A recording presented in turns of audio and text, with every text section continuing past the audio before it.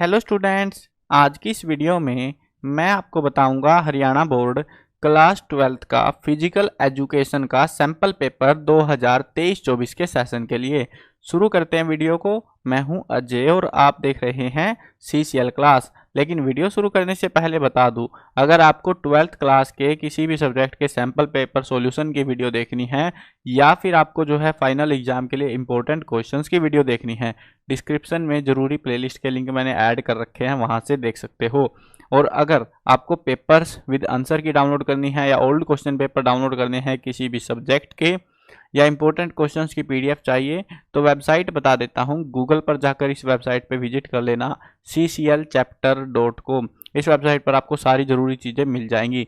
एक और देखो, इस वीडियो ये जो वेबसाइट है इसके बारे में हम लास्ट में डिस्कस करेंगे, विजिट करके भी दिखा दूंगा आपको ताकि आपको कोई दिक्कत ना हो। अब शुरू करते हैं पेपर को।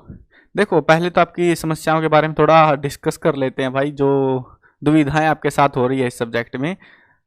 पहली सबसे बड़ी दिक्कत हो रही है कि CBSE वाली किताब लगी हुई है, जो कि अब की बार पहली बार लगाई गई है। और पुराने जो पेपर्स हैं, क्योंकि एज पर बोर्ड रूल 70% के आसपास, वैसे कहते तो हैं ये लोग, देखो मैं आपको साफ स्पष्ट चीज़ें बताता हूँ। कहते हैं कि 30% जो पेपर है आपका वो प्रीवियस ईयर क्वेश्चन पेपर से बनता है, एज पर हरियाणा बोर्ड का ऑफिशियल स्टेटमेंट।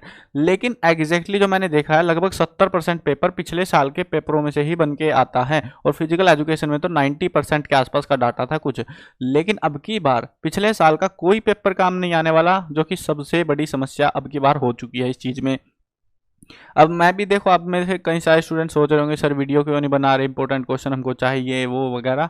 तो देखो, वीडियोस आएंगी, मैं काम कर रहा हूँ इस चीज़ के ऊपर। मैं इंतजार कर रहा था मॉडल टेस्ट पेपर के आने का, ताकि मुझे आइडिया लगे कि ये कितना हार्ड पेपर देंगे या आसान पेपर देंगे। इस चीज़ का आइडिया हम इन्हीं पेपर से लगा सकते हैं।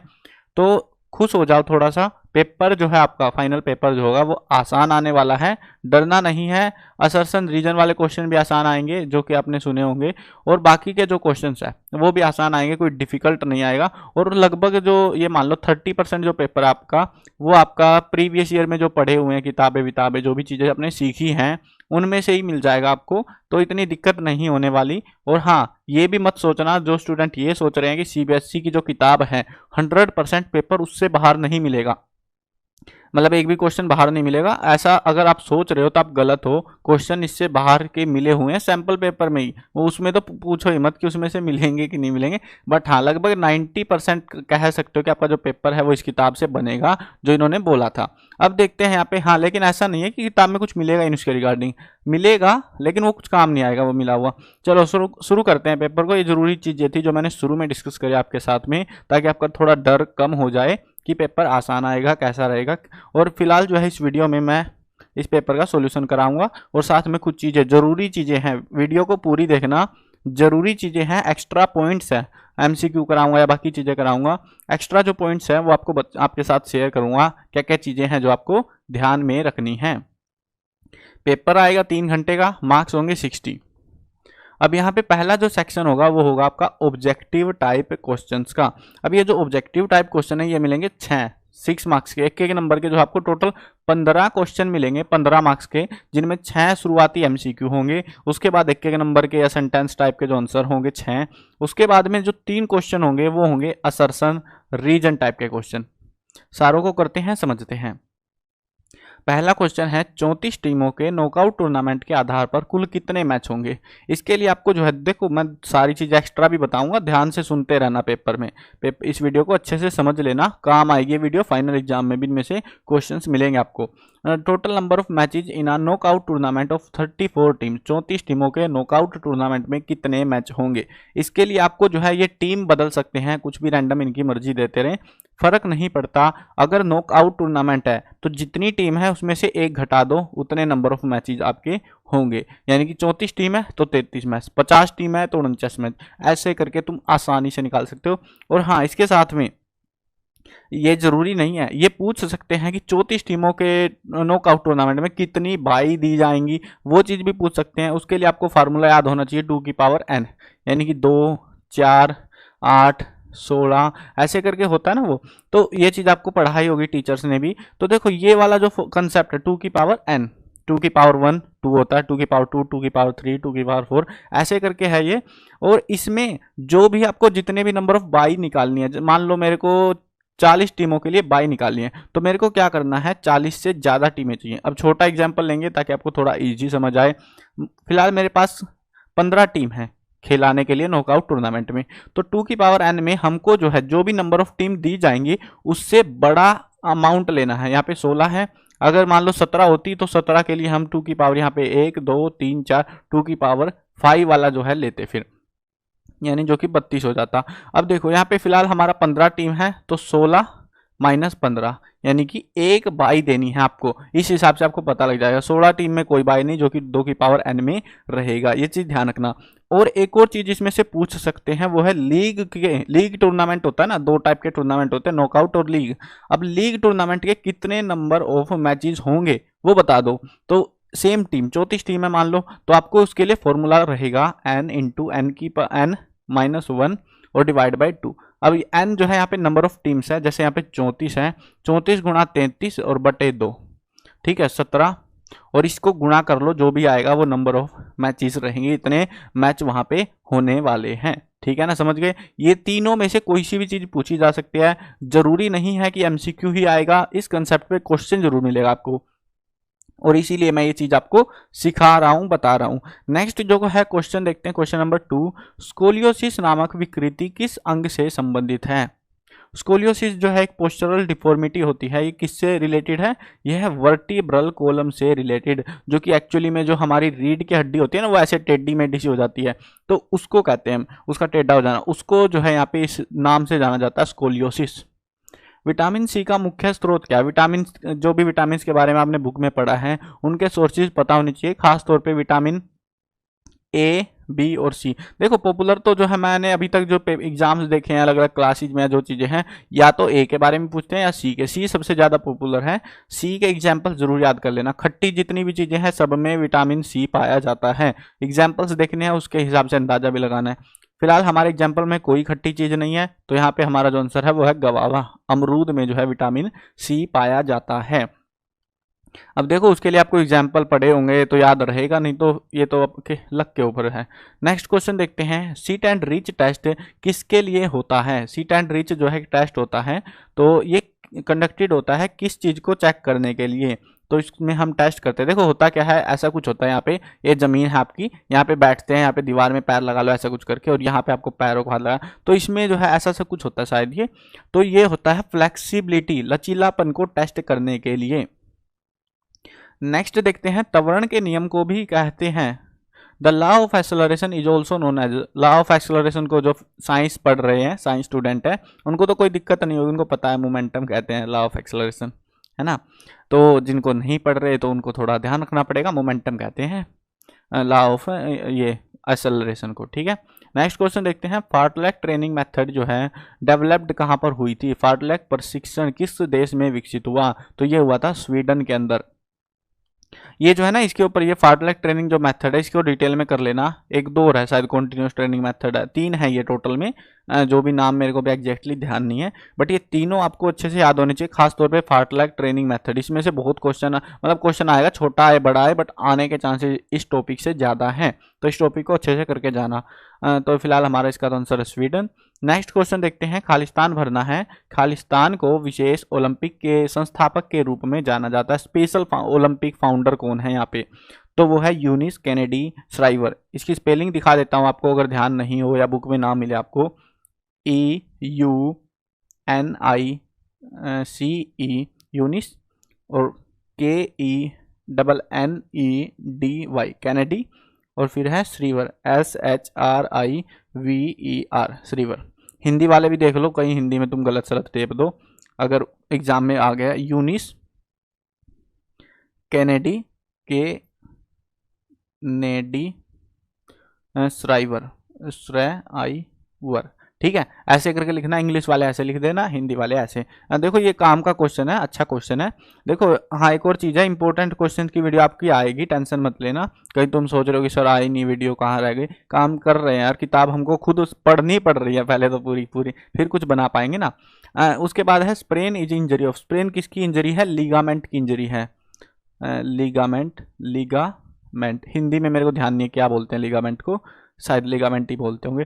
देखो स्प्रेन यहाँ पे है ना, स्प्रेन और स्ट्रेन दो टाइप की इंजरी है ना, तो दोनों के बारे में पता होना चाहिए, थोड़ा अच्छे से पढ़ के जाना। स्प्रेन इंजरी क्या होती है और स्ट्रेन की इंजरी क्या होती है, किसकी वजह से होती है, कहाँ पर होती है, वो चीजें। फिल इन द ब्लैंक जो है अकेला आसन है जिसको भोजन के बाद किया जा सकता है, अकेला आसन है वो है वज्रासन। कौन सा आसन है, वज्रासन, वज्रासन, वज्रासन, ठीक है। और इंग्लिश में लिखेंगे VAJRASANA, वज्रासना, ए लिखते हैं लास्ट में तो पता नहीं क्यों लिखते हैं, लेकिन वज्रासन बोलते हैं इसको। नेक्स्ट देखते हैं, नेक्स्ट क्वेश्चन है हमारे पास में, इंट्राम्यूरल गतिविधियों का मुख्य उद्देश्य क्या है। What are the main objective of intramural activity.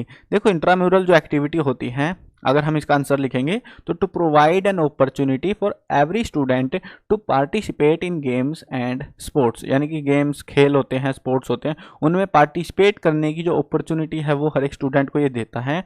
उसके साथ में ये जो है लीडरशिप क्वालिटीज डेवलप करता है स्टूडेंट में, और भी काफ़ी सारे पॉइंट आप इसके बारे में पढ़ सकते हो बुक से। तो यही सारे पॉइंट आपको बताने। देखो 1 नंबर का क्वेश्चन है, 2 पॉइंट बता देना, 1 पॉइंट में भी काम चल जाएगा अगर पॉइंट की लेंथ अच्छी है, लेकिन 2 पॉइंट बताना मेरे हिसाब से, तो जितने भी मार्क्स का पॉइंट में है आंसर तो एक्स्ट्रा पॉइंट बता देना तो अच्छा रहता है।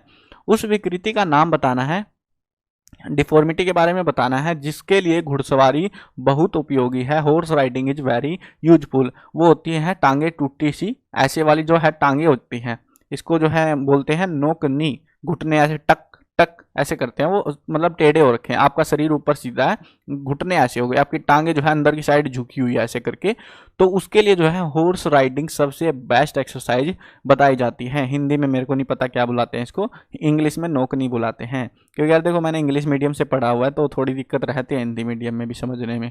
नेक्स्ट क्वेश्चन है, कच्ची अस्थि भंग से कौन सा प्रभावित होता है।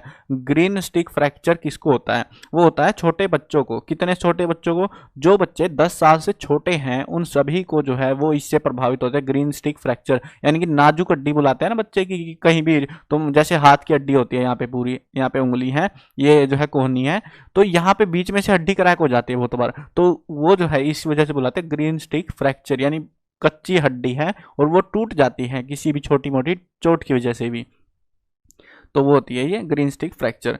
उसके बाद में आपको दिए जाएंगे 3 क्वेश्चन AR टाइप के, असर्शन और रीजन। इसको अच्छे से समझना, कंफ्यूज मत होना, शांति से अटेम्प्ट करना क्वेश्चनों को। पहला क्वेश्चन देखते हैं, मैं इंग्लिश में कराऊंगा क्योंकि इंग्लिश में मैं प्रेफर्ड हूँ, हिंदी में भी समझ आ जाएगा कोई दिक्कत नहीं, दोनों में करा लेंगे हम, ठीक है। In knock knee deformity our knees touches each other while standing. ये बोल रहे हैं कि नोकनी जो है ना एक ऐसी बीमारी है, कह सकते हो कोई दिक्कत है, जिसकी वजह से जब हम खड़े होते हैं तो हमारे दोनों घुटने आपस में टच हो जाते हैं, ठीक है ना, टच ईच अदर, ये दोनों घुटने, मतलब नोकनी के बारे में मैंने बताया था ना, वो वाला टूटी टांगों वाला टाइप का जो होता है, तो वो जो है ये जो बीमारी जिसके लिए हम हॉर्स राइडिंग वगैरह भी करते हैं, तो ये बोल रहे हैं कि इसमें घुटने जब हम खड़े होते हैं तो वो टच हो जाते हैं। क्या ये बात सही है? सही है। आपको बस यही देखना है, 2 स्टेटमेंट दी जाएंगी, असर्शन और रीजन। पहले दोनों को देखो, दोनों स्टेटमेंट सही हैं या कोई सी गलत है। अगर दोनों सही है फिर देखना है सही व्याख्या है या फिर सही व्याख्या नहीं है, मतलब इसका रीजन जो है सेटिस्फाइड होना चाहिए। आपको समझ आ जाएगा जब हम क्वेश्चंस को अटेम्प्ट करेंगे। नोकनी विकृति में खड़े होते समय घुटने, हमारे घुटने एक दूसरे को छूते हैं, और इसका कारण इन्होंने दिया है नोकनीज हमेशा व्यायाम की कमी से होता है, कि हम लोग एक्सरसाइज नहीं करते और इस वजह से हमको नोकनी हो जाता है। ये किसने बोला? ये गलत बात है, झूठे कहीं के। नोकनी एक्सरसाइज की कमी से नहीं होता, हो जाता है, बस इसका हम कुछ नहीं कर सकते, ठीक है। अब देखो यहाँ पे स्टेटमेंट के ऊपर आपको ध्यान देना है, क्या चीजें सही हैं क्या गलत है। तो यहाँ पे फिलहाल जो है हमारा आर गलत है, आंसर ए हो जाएगा। नेक्स्ट क्वेश्चन देखते हैं। क्वेश्चन है हमारे पास में, शक्ति के विकास के लिए आइसोमेट्रिक प्रशिक्षण किया जाता है, सहन क्षमता के विकास के लिए फार्टलेग प्रशिक्षण किया जाता है। इनके यहाँ पे 2 प्रशिक्षणों की बात कर रहे हैं। एक है isometric training is carried out for development of strength. ये बोल रहे हैं हमको कि आइसोमेट्रिक ट्रेनिंग जो है हम करते हैं डेवलपमेंट करने के लिए, किसकी डेवलपमेंट? स्ट्रेंथ की। क्या बात सही है? बिल्कुल। उसके बाद देखना है रीजन। रीजन में बोल रहे हैं कि fartlek training is carried out for development of stamina endurance. क्या ये बात सही है? Yes, this statement is also true. अब हम अगर बोले कि भैया यहाँ पे तो देखो इन्होंने बोला आइसोमेट्रिक ट्रेनिंग कर रहे हैं स्ट्रेंथ बढ़ाने के लिए, ये अपनी ट्रेनिंग की बात कर रहे हैं, ये अपनी ट्रेनिंग की बात कर रहे हैं, स्टेटमेंट दोनों सही है, लेकिन भाई आपस में रीजन कहाँ बन रहा है। हम पहली बात तो सवाल किस पे उठाए, हम बोलेंगे कि स्ट्रेंथ बढ़ाने के लिए आइसोमेट्रिक ट्रेनिंग क्यों करते हैं, ये बोल रहे भाई फार्टलेग ट्रेनिंग मेथड है स्टेमिना बढ़ाने के लिए इसलिए हम इसको करते हैं। कोई लॉजिक थोड़ी ना हुआ, ये कोई रीजन थोड़ी ना हुआ, ये पॉइंट सही है लेकिन रीजन सेटिस्फाइड नहीं है, एक दूसरे के साथ कोई रिलेशन इनका नहीं बन रहा है। A is right but R is not correct explanation of A, ये दोनों राइट है वैसे, लेकिन यहाँ पे इसकी करेक्ट एक्सप्लेनेशन नहीं है। यहाँ पे इन्होंने ये नहीं बोला कि आर गलत है, अगर आर गलत होगा तो ऑप्शन ए जाएगा हमारा, ठीक है, ये चीज ध्यान रखना। अब आगे बढ़ते हैं, अगला क्वेश्चन देखते हैं। लीग टूर्नामेंट को सबसे अच्छा टूर्नामेंट माना जाता है। दो टाइप के टूर्नामेंट है, लीग, नॉकआउट। तो सबसे बढ़िया कौन सा है? लीग। क्यों बढ़िया है? क्योंकि भाई बहुत लंबे टाइम तक चलता है, सबके लिए बढ़िया है, मैं बताऊंगा क्यों है।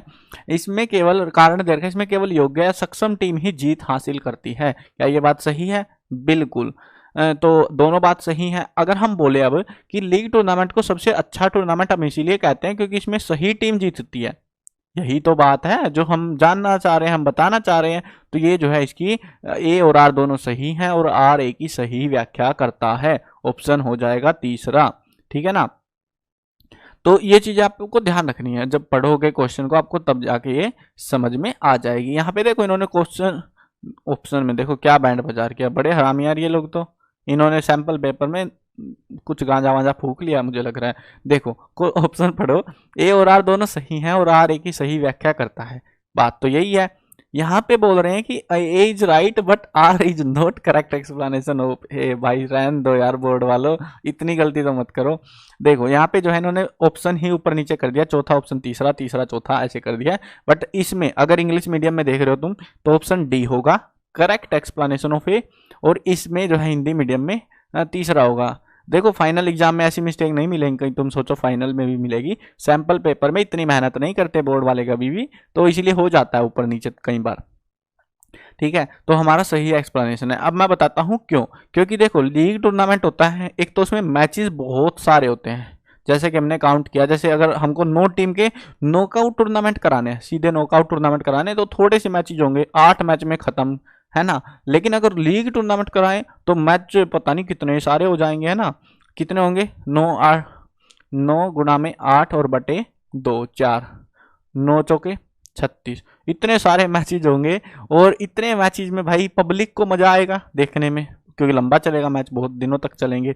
दूसरा, जो कंपनी होस्ट कर रही है, पैसा लगा रही है, उसको भी तो प्रॉफिट होगा, उसकी भी तो कमाई बढ़िया होगी।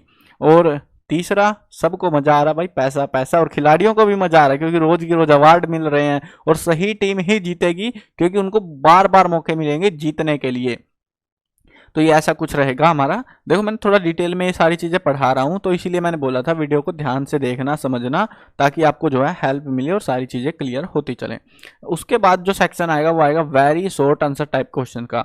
इसमें हमसे पहला क्वेश्चन पूछा जा रहा है, मतलब 16वां क्वेश्चन है, what is sports nutrition. Sports nutrition किसको कहते हैं? एक ये जो है ना एक्चुअल में एक डाइट प्लान होता है जो कि एथलेटिक की परफॉर्मेंस बढ़ाने के लिए लेते हैं, जैसे कि जिम वाले प्रोटीन श्रोटीन लेते हैं ना, वो सारी चीज़ें।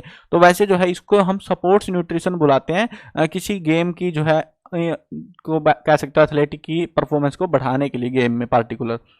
Describe fartlek training method in brief. Brief के अंदर बता दो फार्टलेग ट्रेनिंग मेथड के बारे में। ये मेथड बहुत अच्छे से पढ़ के जाना, काम का मेथड है, एग्जाम में आएगा ही आएगा। मतलब 4 सेट आएंगे आपके, ध्यान रखना, ABCD 4 में से किसी न किसी सेट में हो सकता है, 2 में हो सकता है, 1 में हो सकता है, सारों में, बट ये वाला जरूर मिलेगा, इसको करके जाना अच्छे से। नेक्स्ट क्वेश्चन देखते हैं 17वां question, what do you mean by first aid. First aid से तुम क्या समझते हो? फर्स्ट एड सबको पता है भाई, चोट लगी और पट्टी मार दो, जुगाड़बाजी वाली पट्टी यार, परमानेंट तुम ऑपरेशन नहीं कर रहे वहाँ पे, जुगाड़बाजी वाली पट्टी जो है उसको हम फर्स्ट एड बुलाते हैं, इमरजेंसी के लिए इसका इस्तेमाल किया जाता है। इसके बारे में बताना है आपको, डेफिनेशन वगैरह रटी होंगे आपने। Right any 2 differences between growth and development. Development और ग्रोथ के बीच में 2 डिफरेंस बताने हैं। अब देखो ग्रोथ क्या होती है? फिजिकल चेंज होता है। ग्रोथ जो है एज के जो है एक सर्टेन एज तक चलती है, उसके बाद में रुक जाती है, जैसे 19 साल 18 साल के आसपास तक तो बढ़ते रहता है हमारा शरीर, बायोलॉजिकल चेंज है ये।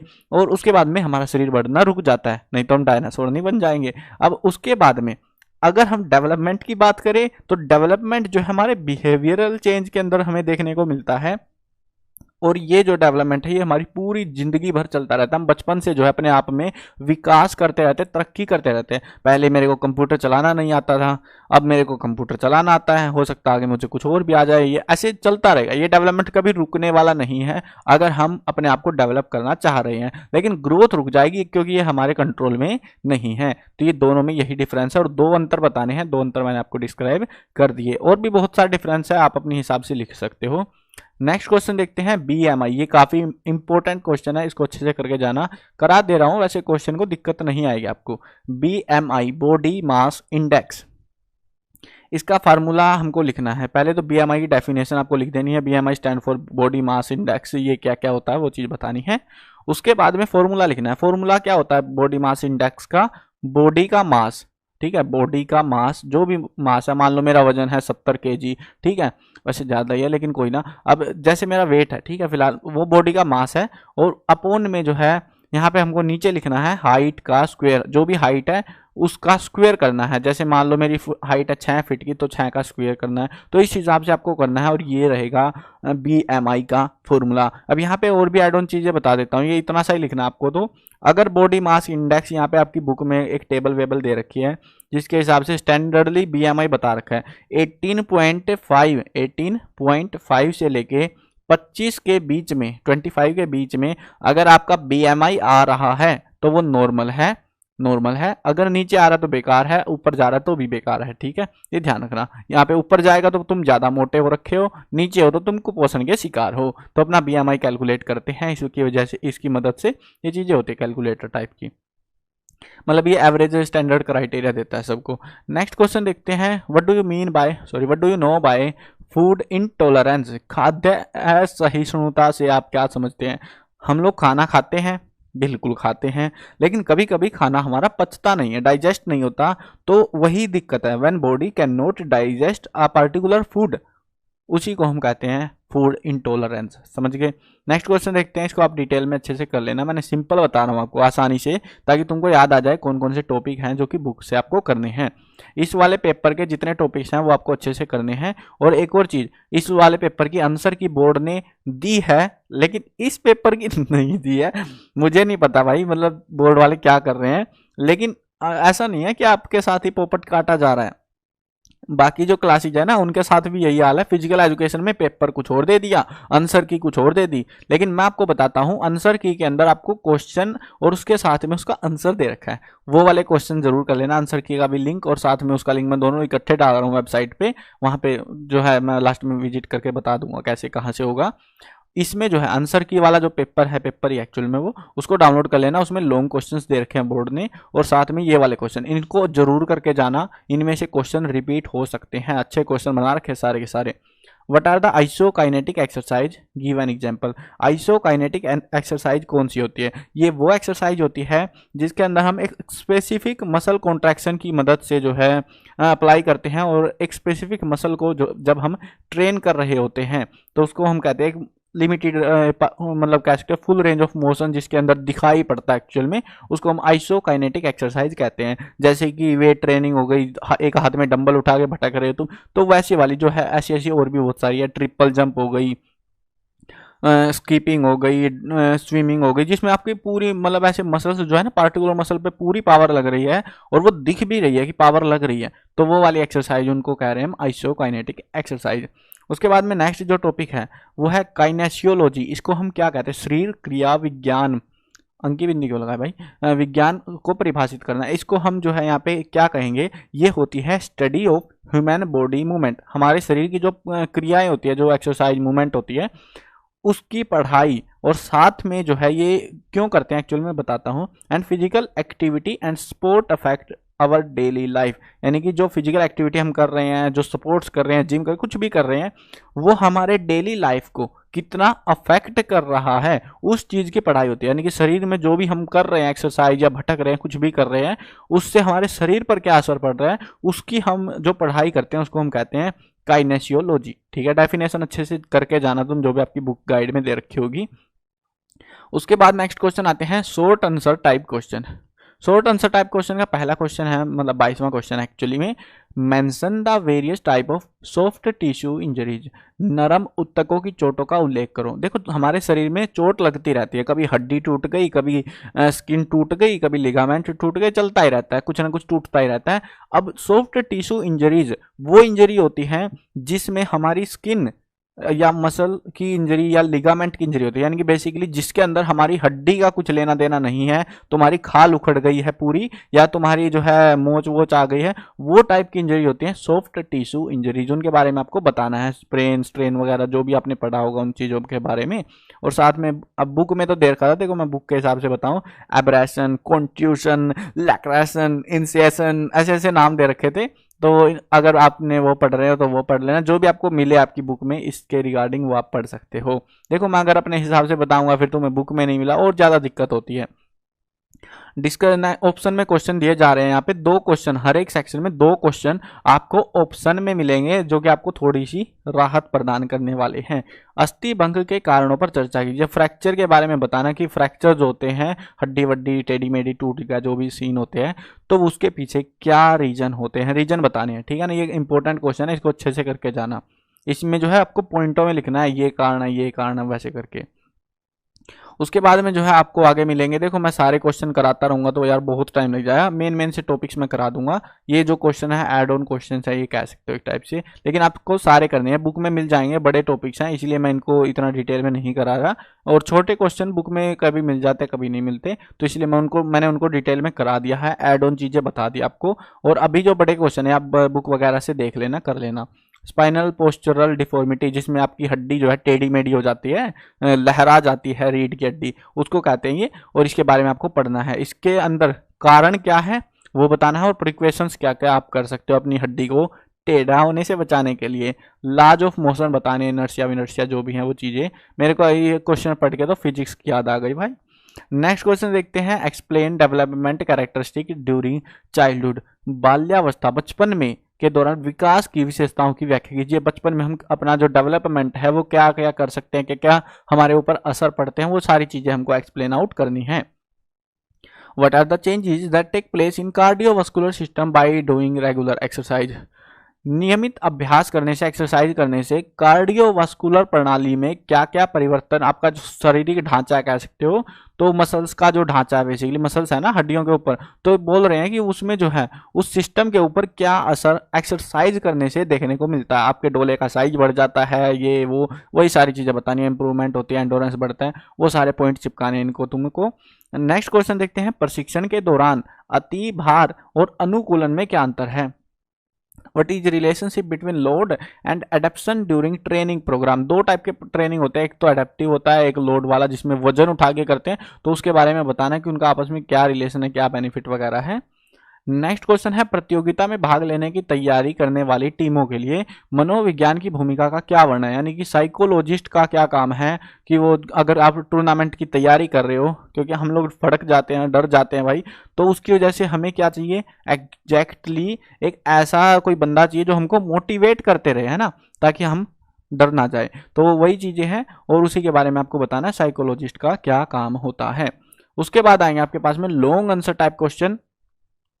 इसमें जो है शारीरिक पुष्टि को प्रभावित करने वाले कारकों का वर्णन कीजिए। फैक्टर बताने हैं जो कि आपकी साइकोलॉजिकल फिटनेस को अफेक्ट करते हैं, कौन कौन से फैक्टर्स है। ये वाले जो क्वेश्चन है ना, बड़े वाले हैं सारे ये, तो ये आपको बुक में इजीली मिल जाएंगे, तो इसलिए मैं इनको नहीं करा रहा हूँ, ठीक है। लेकिन इनको कर लेना आप बुक में से, गाइड में से, जहाँ भी जो भी सोर्स है आपके पास में, आंसर इनके कर लेना।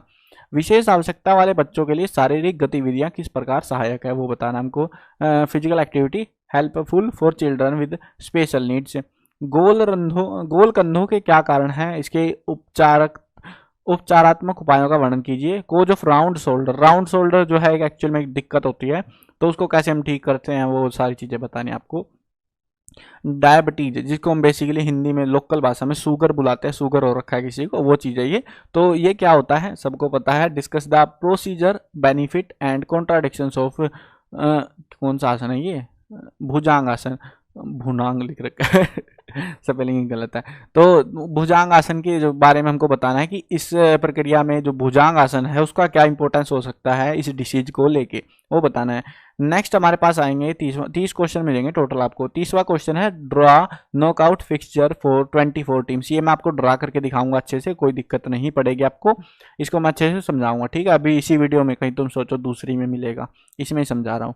उसके बाद में ऑप्शन में आपको क्वेश्चन मिलेगा इसमें भी, what did plate tapping test measure. ये जो टेस्ट है ये क्या मापता है और इसको कैसे परफॉर्म किया जाता है, स्टेप बाय स्टेप सारी चीजें आपको बतानी है। अब नॉकआउट टूर्नामेंट का फिक्सचर दिखा देता हूँ कैसे बनाना है आपको, क्योंकि ये वाला जो फिक्सचर वाला सिस्टम है ये आप पहले भी बना के आ चुके हो और कुछ स्टूडेंट को अब भी समझ नहीं आता।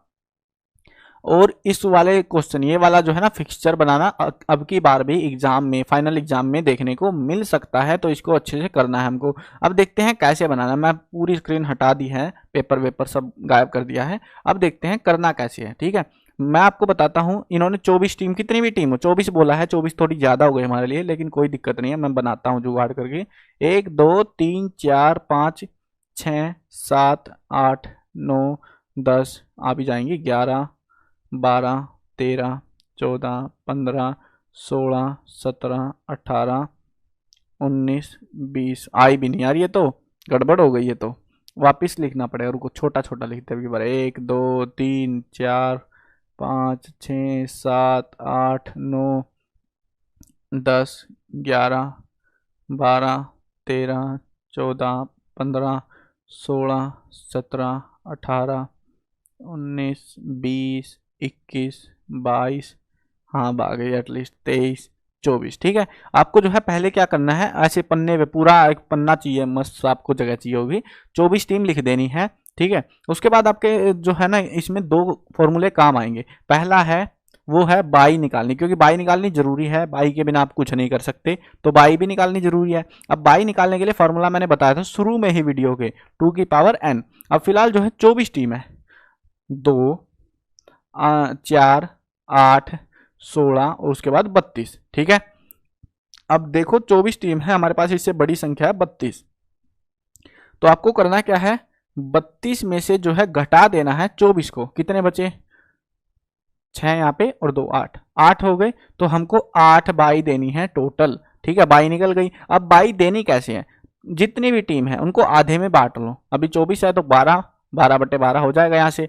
उसके बाद बाई देनी है। बाई देने के लिए हम क्या करेंगे, मैं थोड़ा कलर बदल देता हूँ ताकि तुमको अलग से दिख जाए वो चीज, ठीक है। बाई देने के लिए पहली, ओ भाई ये क्या हो गया, चलो कोई ना, चलता है, दिख तो रहा कम से कम आपको। चलो देखो यहाँ पे 24 है हमारा, और यहाँ पे देखो ये पहली बाई यहाँ देनी है 24 में पे, दूसरी बाई बिल्कुल ऊपर देनी है, तीसरी बाई यहाँ पे देनी है नीचे की साइड से, चौथी बाई यहाँ पे, ठीक है। 5वीं बाई इधर की साइड, सेम प्रोसेस रिपीट करते रहो बस, 5वीं 6ठी और 7वीं और 8वीं, ठीक है। 8 देनी थी ना, 8 बाई दे दी हमने।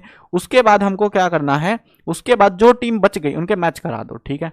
इसका चौथे नंबर के साथ, 5वें का 6ठे के साथ, और 7वें का 8वें के साथ, 9वें का और 10वें का हो जाएगा, ठीक है।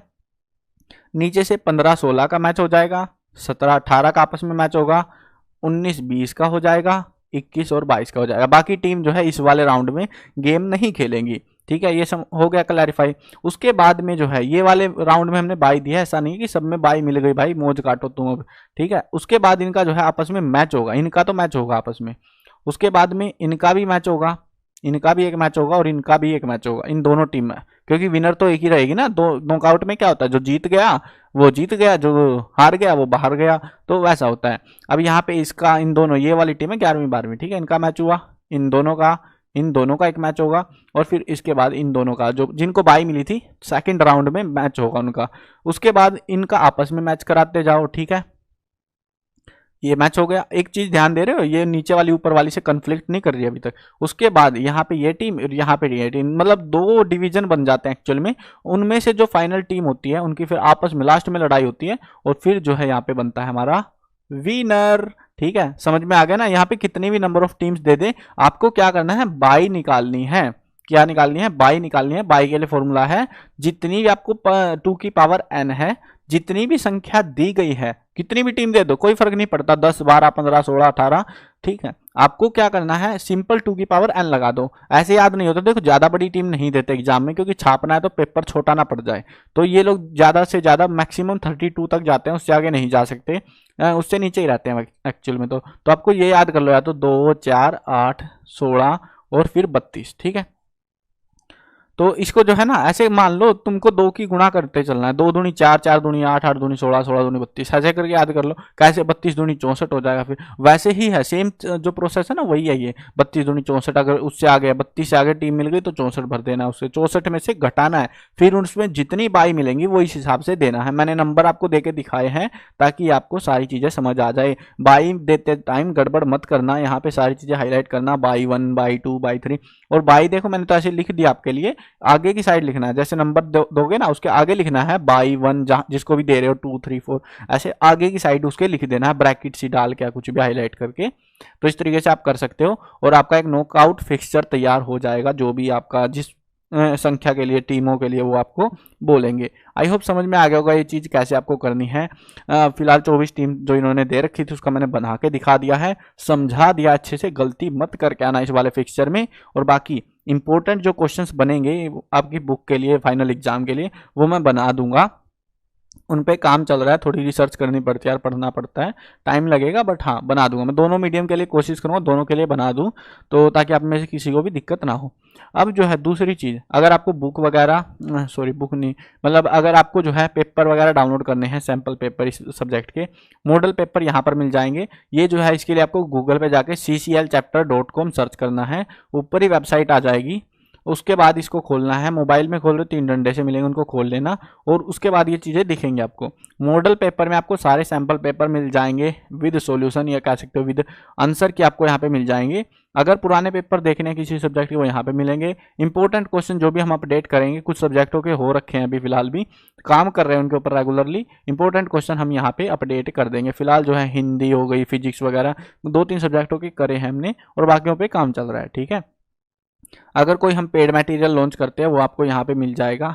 पेड मटेरियल में आपको जो है ना जो भी इंपॉर्टेंट क्वेश्चंस हम प्रोवाइड करने वाले हैं उन सभी क्वेश्चंस के आंसर आपको प्रोवाइड कराए जाएंगे और अच्छे से, मतलब आपकी तैयारी पूरी अच्छे से हो जाएगी इस वाले कंटेंट से। तो ये वाला कंटेंट हम सभी सब्जेक्ट का नहीं बना रहे, लेकिन जिसका भी बनाएंगे आपको एटलीस्ट हेल्प मिलेगी उस पार्टिकुलर सब्जेक्ट में। तो इसको चेक कर सकते हो अगर आपको खरीदना वगैरह हो, परचेज करना हो। बाकी सारे सेक्शन फ्री ऑफ कॉस्ट है, आप इजीली जो है बाकी सेक्शन से सीख सकते हैं, अपना रिवीजन अच्छे से कर सकते हैं।